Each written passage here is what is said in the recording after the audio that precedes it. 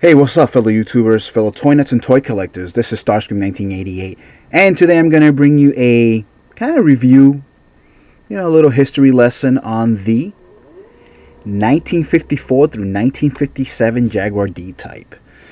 I freaking love this car, as you can see.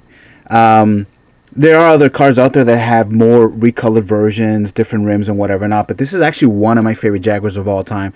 Of course, this is an oldie, but a goodie. Very, very cool car. As you can see, it's a roadster, one-seater.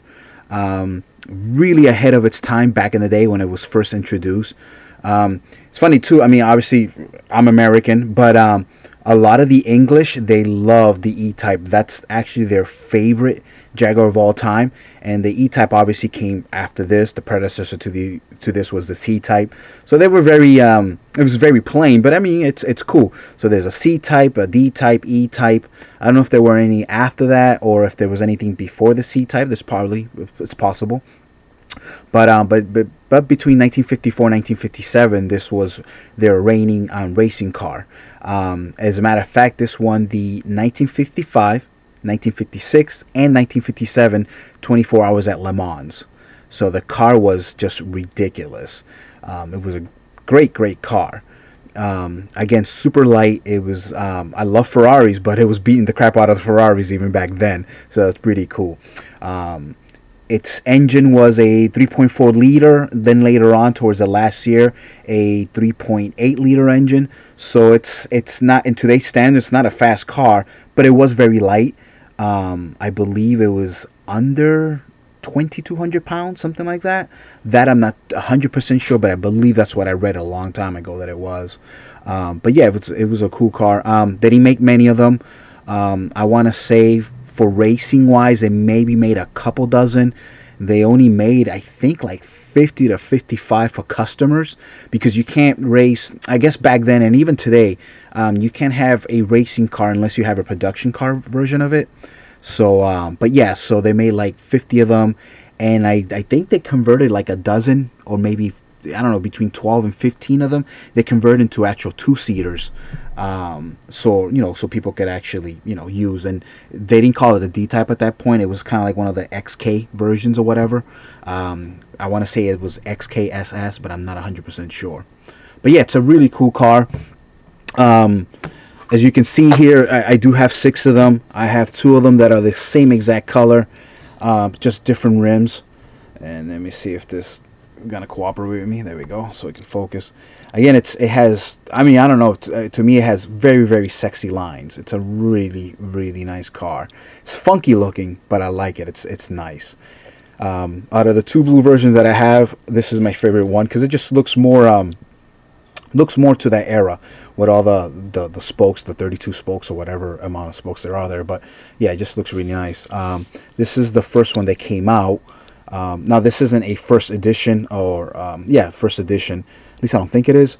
I could be wrong. I just don't remember at this point, and obviously I didn't do that type of research. I just kind of like saw these and I just wanted to show them to you guys.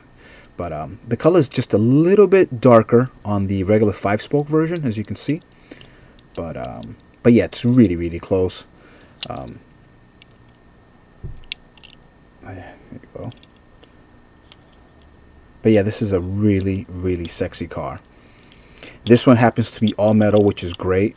So yeah, this is a little bit darker, the 5-spoke version, as you can see. That's definitely noticeable there. One muffler. It doesn't have dual exhaust, it's just one.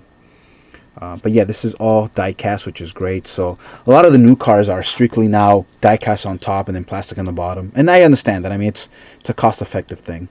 So it helps Hot Wheels make more of these so we can all enjoy. Here's the red version. And that one's really nice too. I mean, red is my favorite color, so I actually like this one a lot too.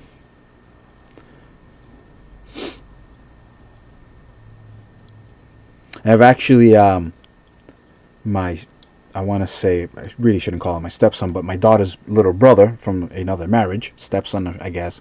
I've been there, I've been there for him all his life. But anyway, he had a racing track, and I actually brought a couple of these one day, and this was spanking the crap out of a lot of cars out there because it's small, it's wide, so it works on the track really well. So if you have any Hot Wheels tracks, this is actually a real good car. Plus it has the weight, which helps. So because it's all die cast, he was trying all different types of cars, and this kept beating everything. So it's a really nice car. So that was the red one. Silver's your thing with the 5-spoke rim, and this has the the glitter sparkles. And I like the fact that they, even though they're all different colors, they all have different numbers. Again, this is a number 6. That was a 27. This was a number 4.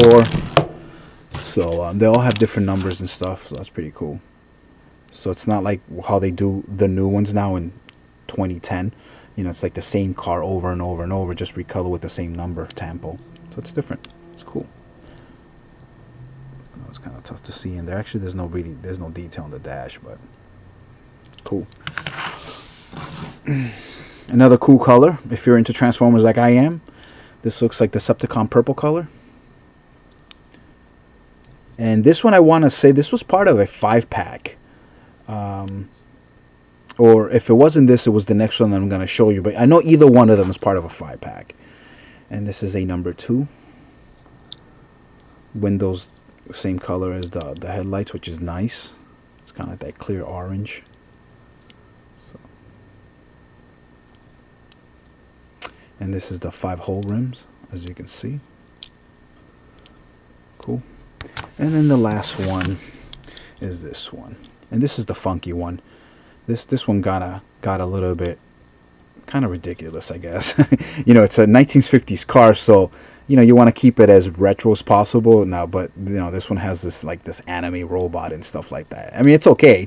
Obviously, there's a reason I picked it up, and that's because I love the car no matter what. But I mean, in real life, nobody would do this to this car. And by the way, I didn't even mention this part. This car sells for at least $2 million. I think the smallest bid it sold was 1 million I want to say 1.5 million pounds, which actually translates to what, $3 million here in America. So it's really anywhere from $1.5 million to $3 million car.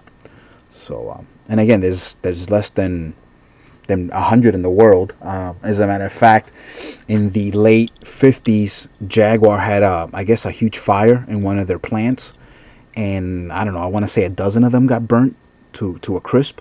The fire was that intense that it actually melted like the metal on the cars. It just destroyed them. So they lost at least, I don't know, a dozen, between 10 and 12 anyway, of these. And during actual racing, I don't think any of them ever crashed, but you know, things break or whatever. So that's that. That's the bottom of this one.